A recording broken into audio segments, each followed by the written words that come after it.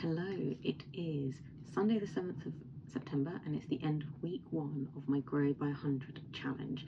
It's my challenge to grow my list by 100 subscribers by the end of the year. Now, how's it been? So week 1, so far I have had 12 new subscribers, which I am super chuffed about because that's actually double the amount I need a week to reach 100, so that's amazing. Most of those people have come along for the challenge itself. I did release a new freebie, a re-engagement kind of reconnection freebie on Friday, and I've had 3 or 4 from that, but it's mostly been because of the actual challenge itself that people are interested in, and that tells me that people are interested in this, not only growing their list, of course you are, but also the challenge element, and the public challenge is, I think, a really enticing hook. And so this week I've been thinking about, okay, so I do email marketing and I'm challenging myself to 100 subscribers. That makes sense, yeah?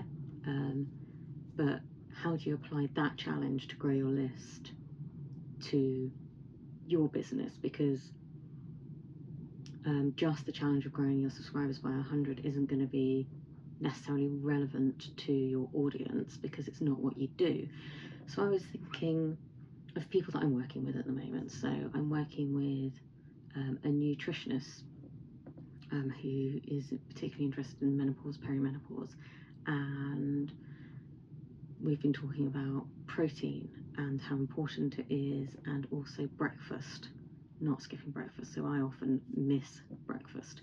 So I think, well, you could do a challenge where you're challenging people to have a protein-rich breakfast within 2 hours of waking up.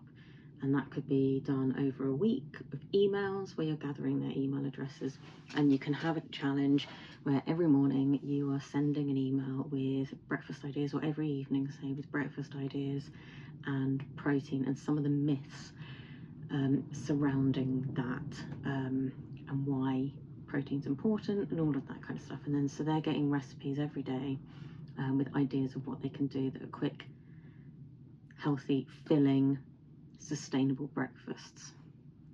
Someone else, I work with 2 coaches, one is trauma and one is sort of a change and confidence coach, but both talk about self-care and giving yourself time. So could you do a journaling challenge where I'm going to journal for 5 minutes every day for 100 days, who's with me?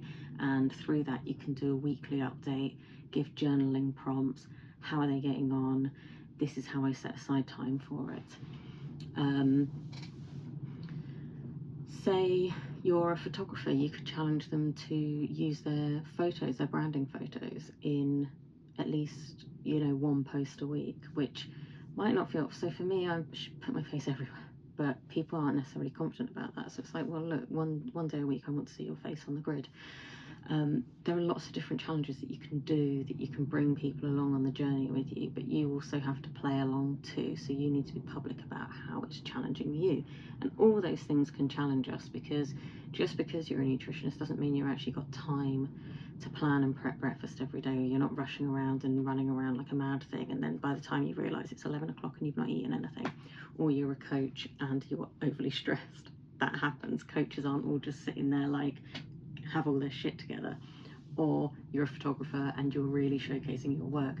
Most of us who offer these services are very bad at doing the things ourselves. We're very good at telling people what they should do, and not always very good at following our own advice. So that's been my biggest takeaway from this week, is that people are interested in the challenge itself. And so this is my wisdom, or my nugget that I'm going to share with you, is what kind of public challenge could you do that can bring in subscribers but also be related to what your speciality is.